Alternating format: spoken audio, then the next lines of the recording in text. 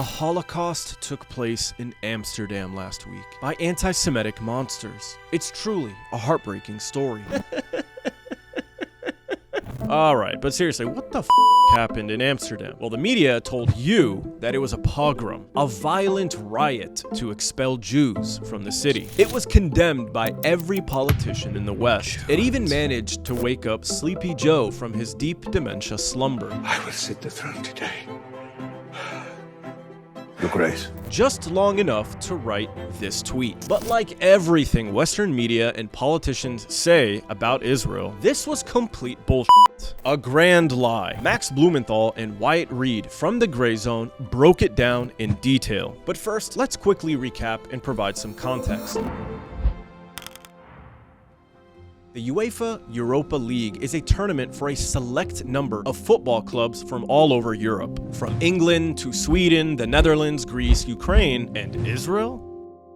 Wait, why does Israel play in Europe? Hey yo, what the f? You know, actually it kind of makes sense, since Israelis are basically colonizers from Europe. After qualifying, clubs play each other in a series of matches taking place from September of 2024 to January of 2025. Well, on November 7th, these European clubs faced off all across the continent. In Frankfurt, Eintracht played Slavia, in Greece, Olympiacos played the Rangers, and in Amsterdam, Ajax played Maccabi Tel Aviv. And you know what? A pogrom might have actually taken place, because Ajax beat the f out of Tel Aviv 5-0. He's managed it this time, and the cross will find Traore.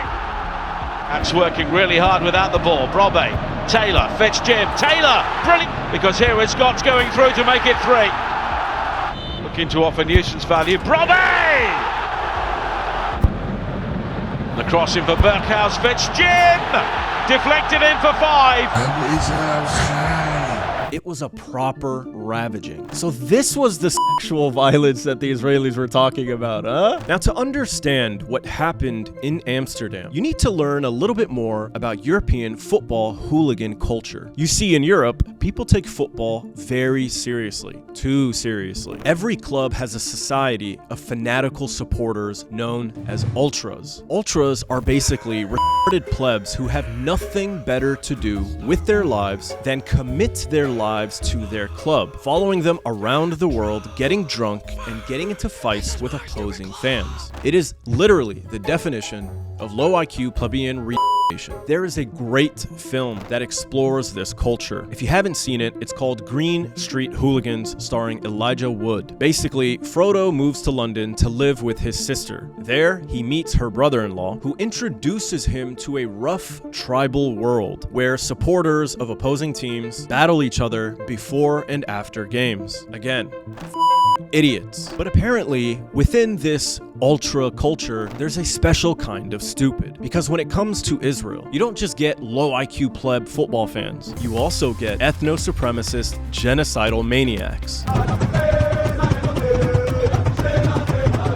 Some of whom having just served in Gaza, where they murdered innocent women and children because, well, they're all Amalek. Indeed, many of the Maccabi Tel Aviv Ultras were confirmed as reservists in the Israeli military who had participated in the assault on the besieged Gaza Strip, and they were escorted to Amsterdam by Israel's Mossad intelligence and assassination agency. The hooligan idiot fans of Maccabi Tel Aviv have a well-documented history of racism and violence.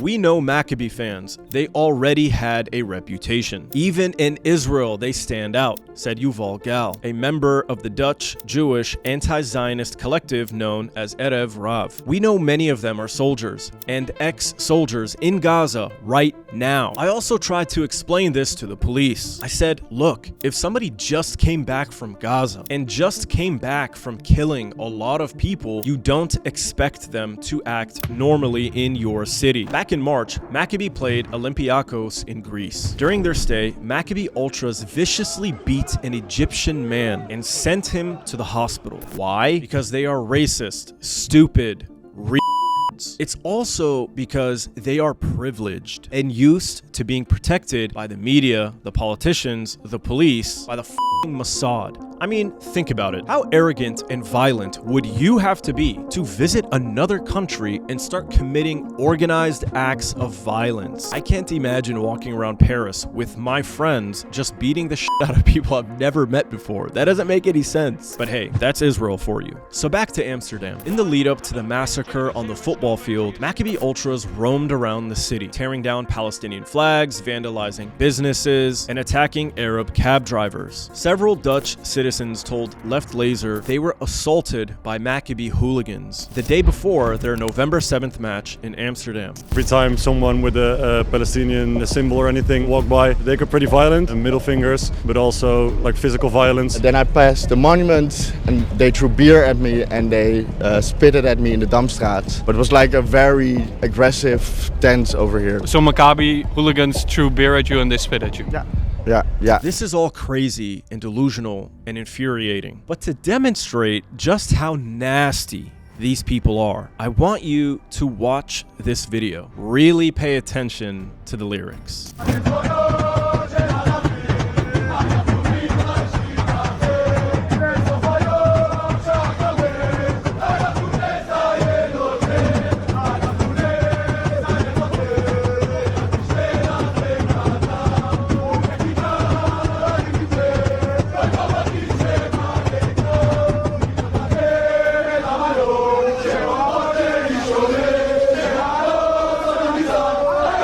What the hell kind of fan base calls for the literal rape and murder of the opposing team and their sisters? Bro, are you okay? You know it's just a football match, right? Listen, I know I was talking trash earlier, but this is getting a little too serious for me. Chill. Just stop! Okay, all of this took place before the night of the alleged pogrom. Pogrom, whatever the fuck. After the match, local citizens who were legitimately pissed off about the racist and violent behavior of these foreigners decided to protect themselves, especially since the police did absolutely nothing to stop them. In fact, in some cases, they literally stood by and watched as these Israelis wreaked havoc all over the city. According to the Dutch police chief, I can imagine that Israelis feel unsafe, he said. As mentioned before, their well-being is our top priority. The police chief's comments evinced heavy political bias. After the locals gave the Maccabis a taste of their own medicine, Western media began spreading bold-faced lies about how innocent Jews were being attacked in the streets of Europe in a pogrom. But tens of millions of dollars of media propaganda was fully debunked by a 16-year-old Dutch YouTuber named Bender. Bender is well known in Amsterdam. He basically likes to roam around the city, documenting events and speaking with locals. After hearing of the crazed Maccabi Ultras, Bender decided to follow the Zionists around the city, documenting their actions. A November 8th video report by a 16-year-old who publishes YouTube reports under the moniker Bender provided extensive on-the-ground footage of a mob of armed Tel Aviv Maccabi Ultras hunting victims, throwing metal poles at police vehicles, threatening journalists, and even being detained after attacking undercover police officers. No mainstream media outlet has reported to date that the Israeli football hooligans attacked police vehicles and undercover officers. What a surprise. Bender's YouTube report completely upended the propaganda and exposed the lies, revealing that the Israelis themselves were responsible for the chaos and the violence. The Maccabi hooligans were clearly unhappy with the scrappy reporter's presence. At one point, multiple Israeli thugs approached the teenager in an attempt to intimidate him, demanding he put away the camera.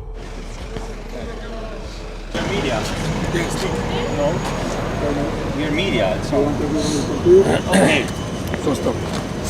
For you. For your safety. In the time since, Western politicians have gaslit us into believing that this was some sort of anti-Semitic pogrom, as opposed to what it actually was: bullies getting a taste of their own medicine. To learn more about the truth of what happened in Amsterdam, take a look at this article, written by Max Blumenthal and Wyatt Reed on the Grayzone, which inspired this video. And if you liked this video, please consider subscribing to our website, where you can gain access to our documentaries, short films, and podcasts. By becoming a paid subscriber, you can help us cut through the propaganda and continue our activism. Thank you as always, and until next time. Trust nothing. No